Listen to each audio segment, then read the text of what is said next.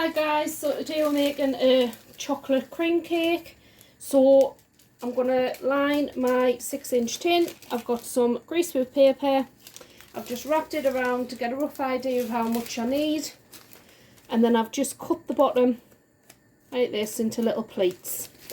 I've put a little bit of the spray oil into my pan, and that'll help your greaseproof paper stick. So all I'm going to do is I'm going to push it in, and the pleats at the bottom just help it go in, and your oil on the side and the bottom just helps your greaseproof paper to stick and stay in place. So there's nothing technical about it really. And let's see, I might have a little bit, I always have a little bit extra just in case. Just in case of what, I don't know. So that's that, and you can see there, it's stuck. And then I've cut a circle, round circle, just like so. And then that just goes in there and pushes down. And there you have it. There's your cake tin lined. Right, so into our bowl goes our butter or margarine. In goes our sugar. You can use, oh dear me, I can't get used to this tripod, honestly. In goes our sugar. You can use caster sugar or you can use granulated sugar. Now I'm making a sandwich sponge, so I would need to do this mixture twice. You can either double it up or you can do it separately. I choose to do it separately purely because then you're getting the same mixture in each of the tins, and plus I've only got one tin. So if you've got 2 sandwich tins and you can put them in the oven at the same time, great. But I can't, so I'm doing it once at like one mixture at a time. So all we're going to do, you can have a wooden spoon or a metal spoon. You can do this in a, you know, I'm all over the place today. You can do this with a handheld whisk, or you can pop it into your freestanding mixture. Now I'm just doing a small cake today, and this will do about 6 to 8 slices to be fair. Like I say, a 6-inch, pretty decent size cake, so I don't need a lot of batter. Yeah, so this is just for after our Sunday dinner for the family, so it'll definitely do 6 of us anyway. So I'm just going to cream the butter and the sugar together until it sort of goes a paler colour, and then we'll add the rest of our ingredients. So in goes a tablespoon of cocoa powder. In next goes our sieved self-raising. Honestly, this bloody tripod. Be the death of me, this will. Self-raising flour goes in, and then 1 egg. And in goes our egg. And then I'm just going to give this a mix. And like I say, it's not a massive batter, so I don't need to get me freestanding mixer out. Just give it, make sure all the ingredients is incorporated and all mixed in.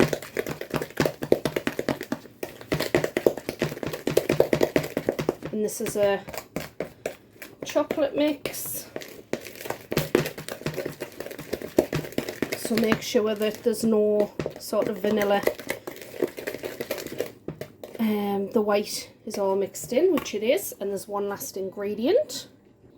So I'm just going to add a little bit of vanilla extract. If you want vanilla essence, you can. 1 and all the same, I think. Just give that a good mix. And then into our tin, we're just going to pop our mixture in.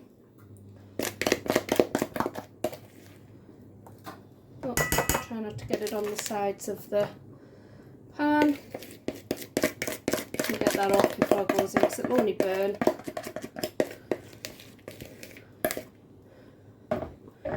And then we're just going to flatten that down as best we can, just to level it out and even it out. And like I say, it doesn't look very thick at the moment, but it is going to rise, and I don't want a big, huge cake today. It's just something for us all for after dinner. So just get that as level as we can, and then I'll clean, my hands are clean, I'm going to clean that off the spoon.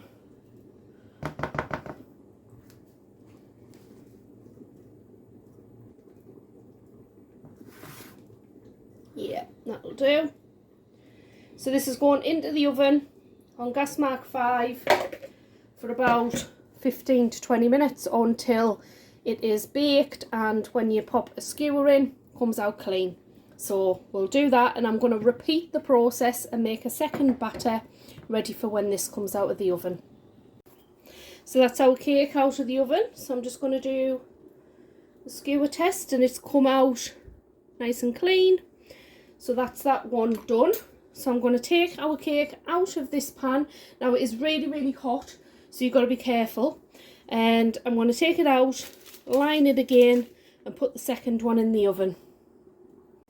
So there we have it. There's the first one baked. And you can see there that it didn't take much mixture at all to get a fairly thick cake. It's about an inch deep. By the time you get your filling in, and then another one on top, you'll have a lovely little cake. So there's the second one out of the oven. Really, really hot, so I'm not going to pick that up. This one here is cool and lovely, so we can take greaseproof paper off. And there we have it. And like I say, this one's still quite soft because it's just come out of the oven, so we'll just leave them to cool. So it's time to construct the cake. So I've just got a little bit of jam in there, and I'm just going to stir it round like that.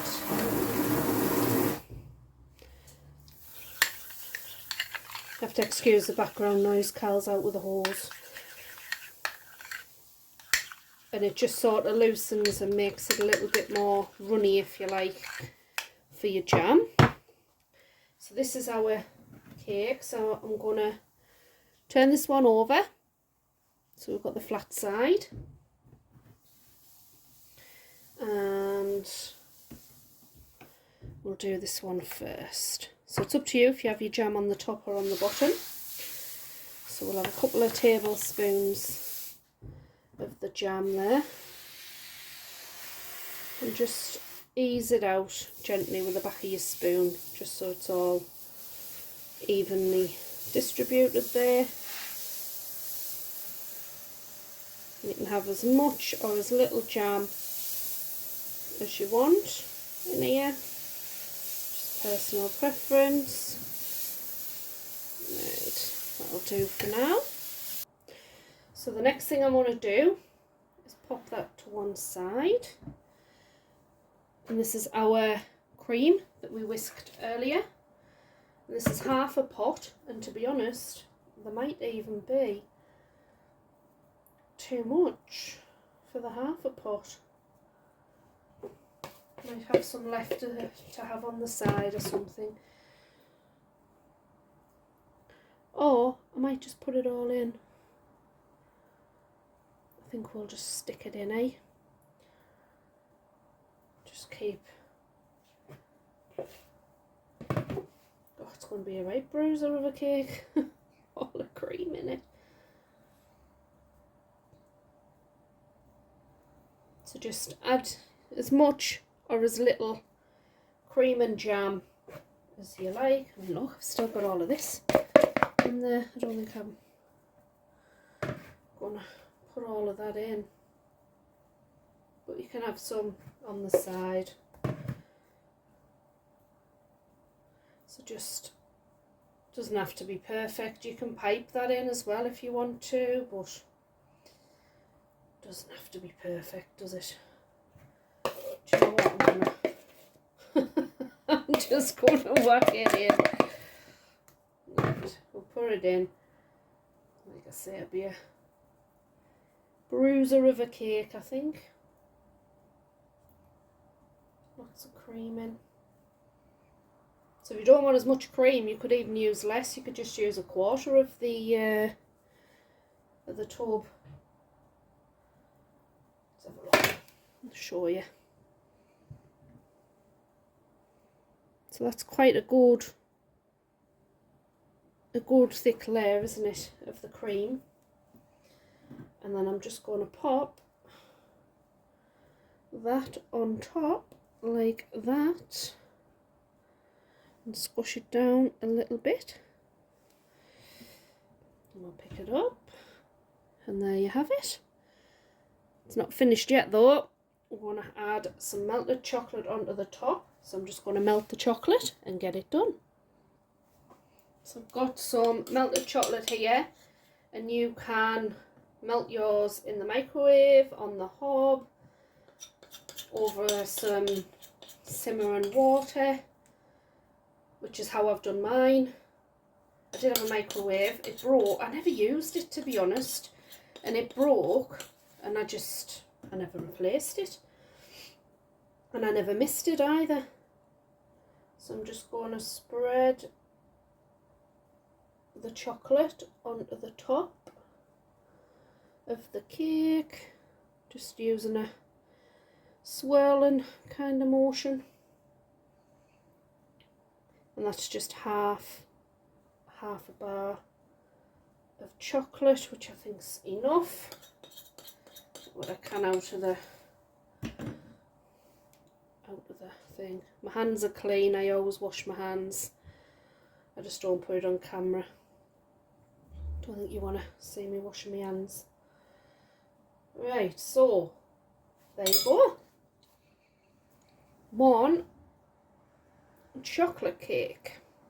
I'm going to put it on in place, and then I'll show you, because I just drop it. So there you go.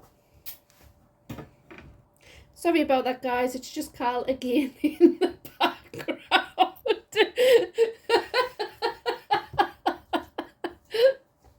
Sorry. He's just... God.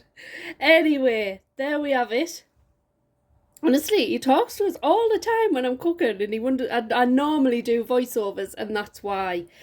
So, there you go. If you want to jazz it up, which is not in me costings, but if you want to jazz it up with a few chocolate sprinkles, why not? So there you go. There's our chocolate cake